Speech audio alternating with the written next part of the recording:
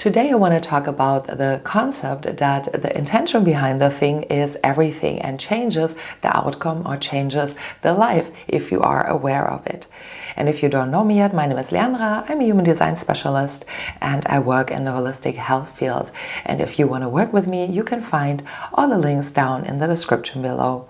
At the moment, I also offer human design readings for only €122. So if you want to make use of that, you can find the link down below. So let's get started.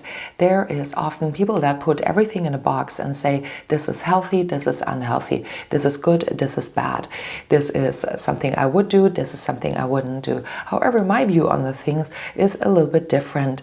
The things itself are often neutral.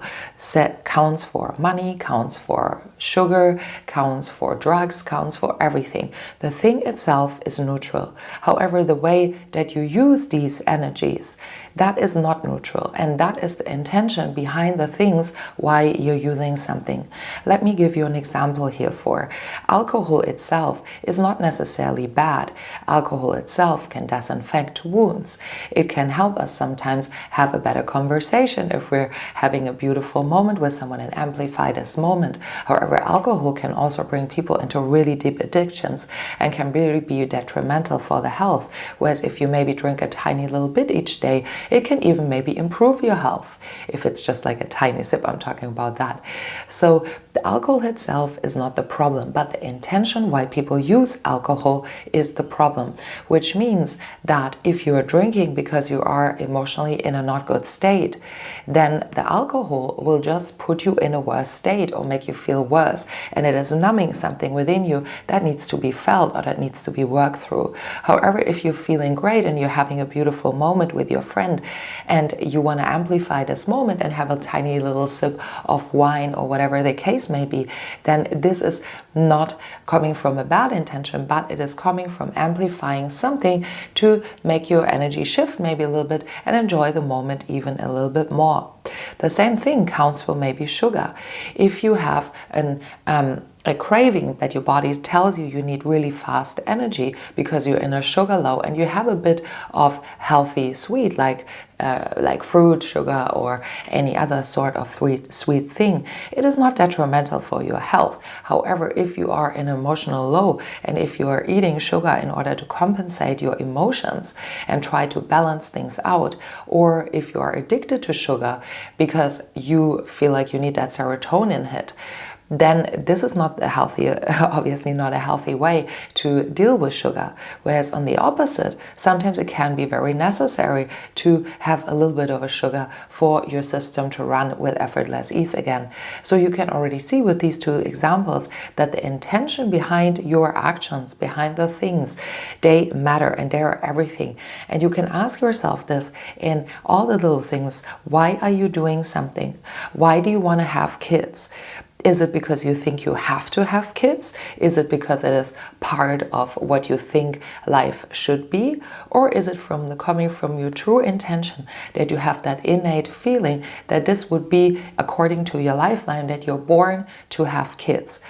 And that you have this intrinsic motivation that says, I really love kids, I really want to be of selfless service here, because otherwise you might become a parent and you might not even like being a parent and you might regret this decision later on, because a child will never fix your problem.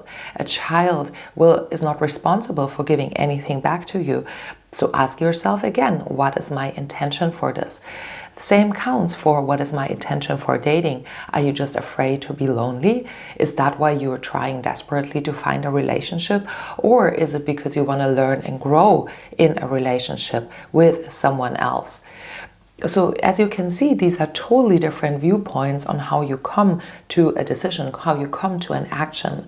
And if you constantly ask yourself and question yourself, why am I doing these certain things? There is no good or bad about the things.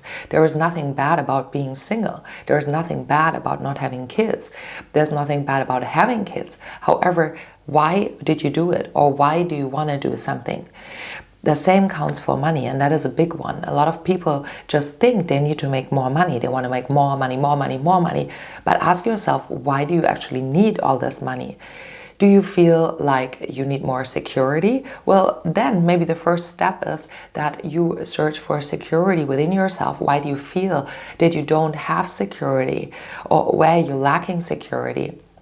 And establish that in different areas of your life, because if you try to compensate that through money, this will never work, at least not on the long run. You will constantly try to accumulate more money. Even if you have a lot of money, you will still always feel it's not enough and you're not safe.